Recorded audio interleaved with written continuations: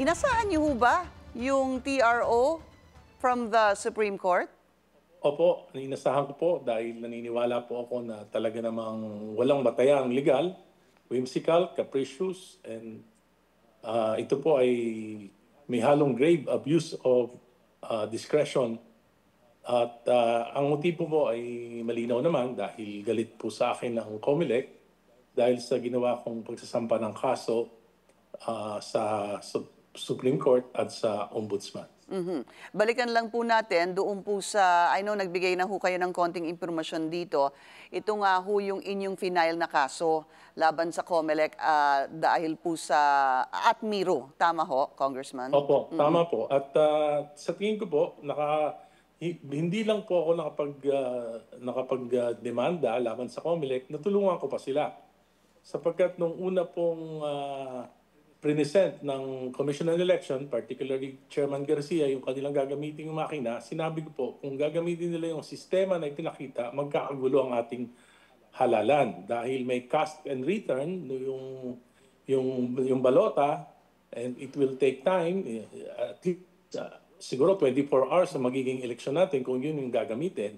Pero ditong huling roadshow ng COMELEC, inalista po nila yon. So nagpapasalamat naman ako, nakikinig din naman sila. At least, ngayon 20 seconds na lang yung nadadagdag.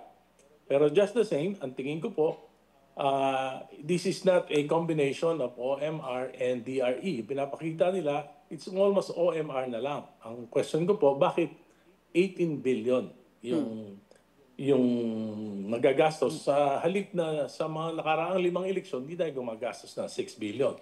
Pangalawa, inamin naman ni Chairman Garcia sa Senate Finance Committee that this machine has not been used in any elections in any country in the world. So ito po ay prototype.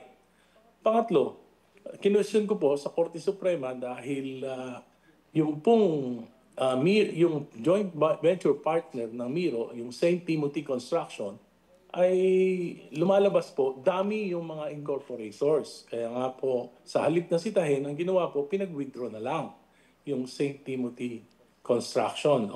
At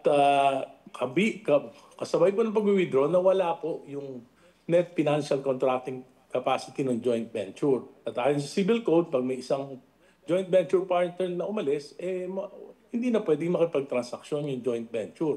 Ang katransak po ng COMELEC, yung 4 na kasama sa joint venture. Ngayon po, 3 na lang daw.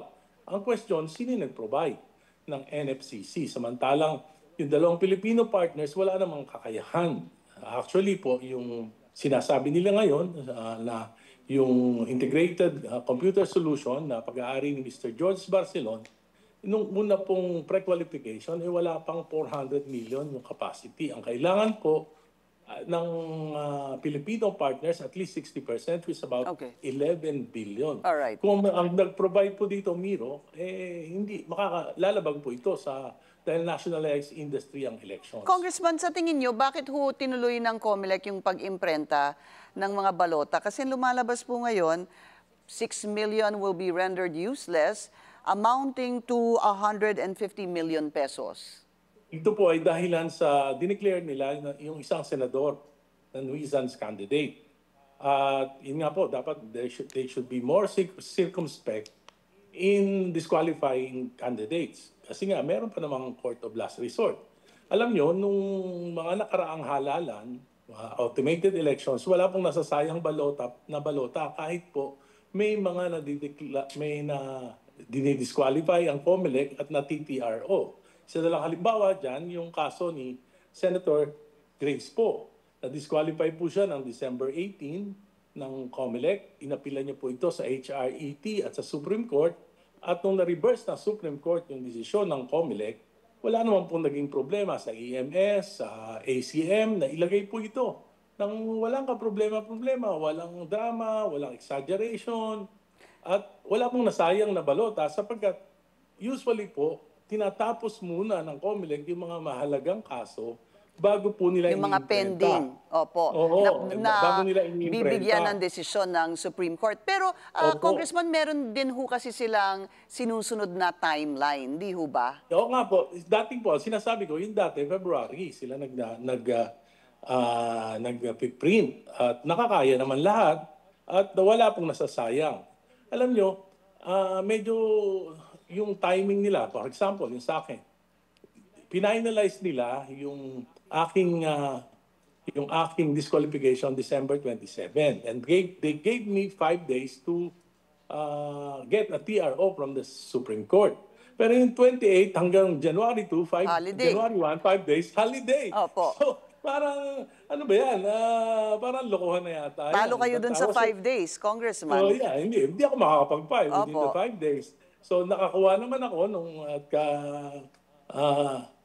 January kahapon po, nakakuha po ako at 14, opo. naobliga na silang pero hindi po sa aking case at yung sa tatlong na nabigyan din ng TRO, hindi naman po malaki masasayang. Bakit? Hindi po ako naniniwala na yung apat na yan ay na-print na yung mga ballots. Bakit? Magkakaiba kami ng regions eh. Di, syempre, hindi naman sabay-sabay.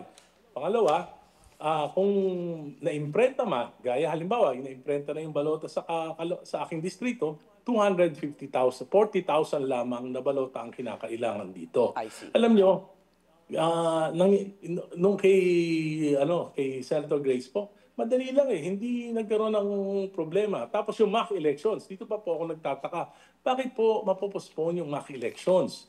Samantalang, ang purpose ng mock election para po tingnan yung efficiency ng makina. Pangalawa, yung time and motion sa pagboto So ng mga botante. kahit na pong anong balota na may kasamang kandidato Ang o ginagamit hindi po sa mock kasamang election, kandidato ay pwedeng gamitin. Yun po yung ang inyong ginagamit punto. po talaga sa mock elections ay mock entries, mock data. Hindi po. Bakit gano'n? Parang sinasabi na napakalaking abala. Samantalang pwede naman nilang itinuloy ngayong linggong ito. Opo. Wala namang epekto doon sa mga dahil doon sa TRO ng Supreme Court. Congressman, so tuloy na tuloy po ang inyong kampanya sa Marso. Marso po. Opo. Okay. Tuloy na tuloy po. I owe it to my constituents sa Caloocan. Alam nyo, na-stress nga yung aking pamilya, yung aking mga constituents dahil sa mga nangyayari na ito. Pero sinasabi ko naman sa kanila, hindi ako dapat maging kinatawan. Kung alam kong mali, hindi ako kikibo. Dating Congressman Edgar Erice, maraming salamat po sa inyong oras, sir. Salamat po.